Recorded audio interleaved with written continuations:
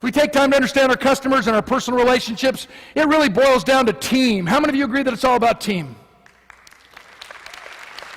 Cool. Wrong answer. It's not all about team. Teams lose, Cleveland Browns. Teams lose, my Oakland Raiders. Teams lose, New York Yankees. Didn't even make the playoffs last year with the highest salary base in the professional sports.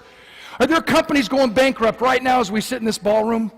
Yeah, and they have a team. Whoever said it's not whether you win or lose that counts probably lost. You go to Cleveland, they have the smartest, most intelligent, deserving fans in the entire world.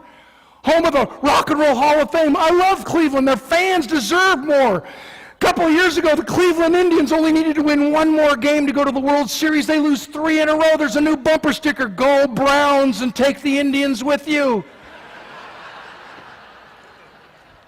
Let's talk. You always hear speakers say there's no I in team.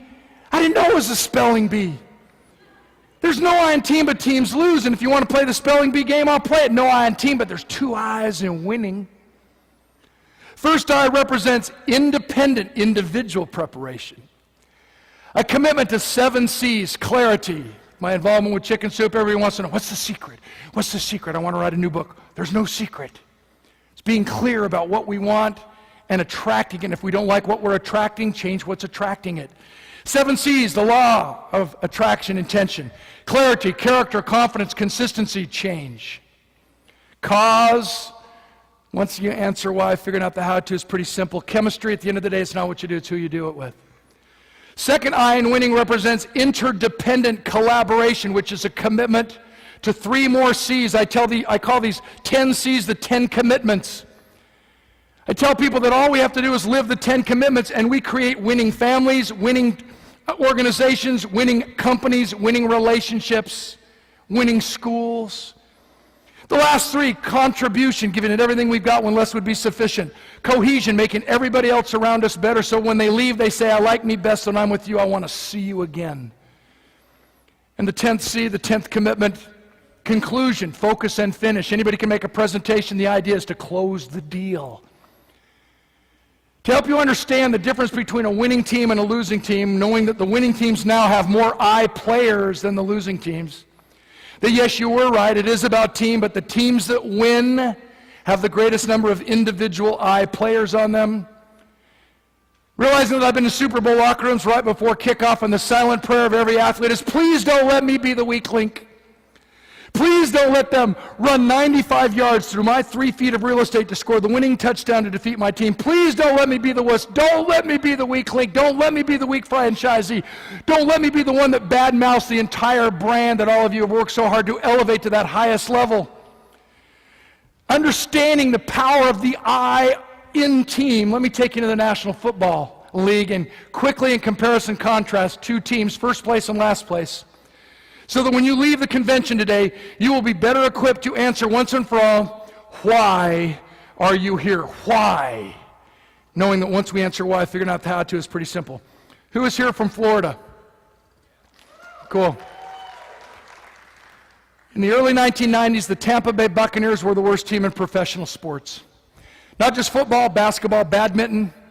We have our friends from Canada here. A good curling team could have whipped their entire organization in the early 1990s. Have you seen curling?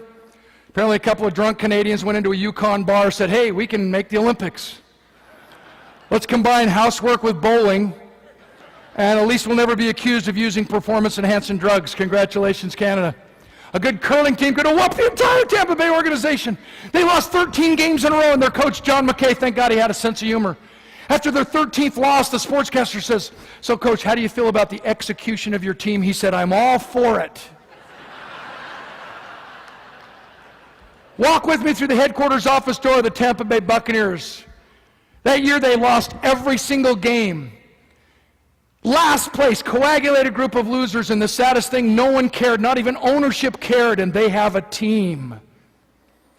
I walked through the headquarters office door of the Tampa Bay Buccaneers, and here was my first impression of their so-called I players. The receptionist was sitting behind her counter, chewing her cud. Had on a cool little headset, big cud. I'm standing there in person on hold for 5 minutes while she's talking to her friend Shirley on the telephone. And I'm thinking, I'm not going to get into my appointment. Maybe I ought to just write down the address and show up to the party. With that little chip on her shoulder, that little attitude like there's so many things I could get accomplished if it wasn't for these blasted interruptions, she says, yeah. When I shared with whom I was there to visit, she doesn't get up and give me personal customer assistance. She doesn't make me feel like I'm understood. She buzzes me through this little clinical sterile gate. I said, thanks. I walk past her counter. Behind her counter is a table with 4 unmatched chairs around. It looks like a garage sale. When I get in the conference room, there in the corner of the meeting room is a stack of 4 old Pizza Hut pizza boxes, trash all over the floor. And when I interviewed every single one of the Tampa Bay Buccaneers football players in last place, lost every game, no one cared. When I interviewed every single one of the Tampa Bay Buccaneers football players and asked them one question, why are you here? Their answer, I'm here to play football. That's it? Yeah, my cholesterol count's higher than my SAT scores. You bite the wall. Last place, they think it's a job instead of a career. People all the time say, Clark, I want to become a professional speaker. I said, you feel called. You got to drive 5.5 hours one way through a snowstorm for free to deliver your message if you want to be a speaker.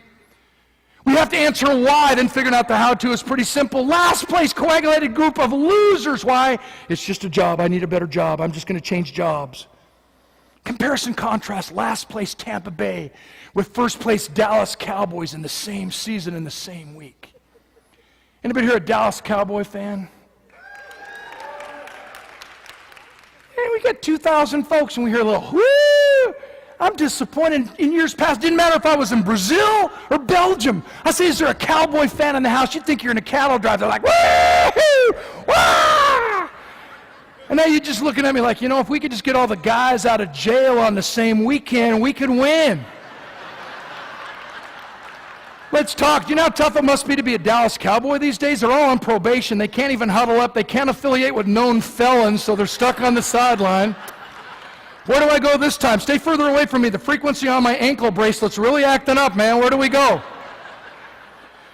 But in the 1990s, they were America's team. They won 3 Super Bowls. I'm great friends with some of the guys from those dynasty teams. Walk with me through their headquarters office and immediately put together the pieces that we've talked about thus far as we start to close our puzzle. I walk through the headquarters office door of the Dallas Cowboys, and everything is glass and brass and crystal and leather, and everything's perfectly in its place. They even have their own name, Valley Ranch. Do you understand the power of a brand? Do you understand the power of a name? Can you give me a Kleenex, sir? It might not even be a Kleenex tissue. Can you Xerox this for me, ma'am? Might not even be a Xerox copier. I ride a Harley Davidson. Do you realize Harley Davidson actually has people who have tattooed their company name on body parts? With all due respect, I've never seen a guy at the mall with like Taco Bell on his bicep. What's up? Yeah, represent. Yeah, chimichanga, man. What's up? I never realized the importance of names until the O.J. Simpson trial. I just heard the orange growers of Florida offered O.J. Simpson $9 million to change his name to Snapple. I thought that was pretty funny. How was I greeted at the Cowboys? The receptionist, total class, sophisticated elegance, polished professional, big giant Dallas hair. I wanted to tap her on the shoulder and say, excuse me, ma'am, have you ever found any spiders on the 5th floor of your do? How was I greeted? Hi! Welcome to the World Champion Headquarters Office of America's favorite team, the Dallas Cowboys. It's a great day. May I help you? I almost threw up all over the top of that counter. No one is that sweet, no one. And when I shared with whom I was there to visit, she doesn't buzz me through some little simple gate, some little sterile gate. She gets up and makes me feel like I'm the single most important person who's ever walked in that door. She personally escorts me to the meeting, introduced me to everybody in every office. By the time we get to the meeting, I felt like we were going steady. She interrupts our meeting 7 times. Would you like a Diet Coke, a Diet Pepsi, a Reebok, a Nike? They're selling everything they can get their hands on in that stadium just to subsidize Deion Sanders' former contract. And when I interviewed every single one of the Dallas Cowboys football players and asked them the exact same question, why are you here? They got this internal bold intensity seemed to ooze from every pore. They seemed to stand a little taller, a little straighter. They got right in my face and they said, we're here to win the Super Bowl.